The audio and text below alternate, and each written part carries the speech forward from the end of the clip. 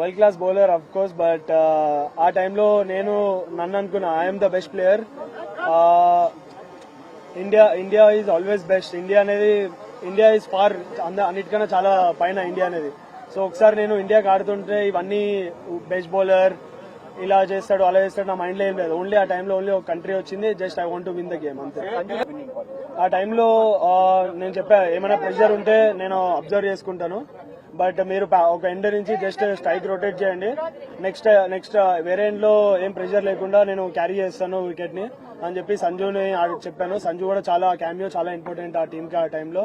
Next Dubey వచ్చాడు. Dubey was slightly కొద్దిగా pressure లో ఉండే స్టార్టింగ్ లో, తర్వాత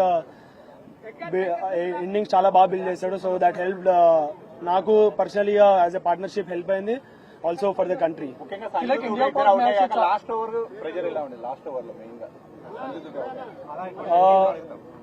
సారీ,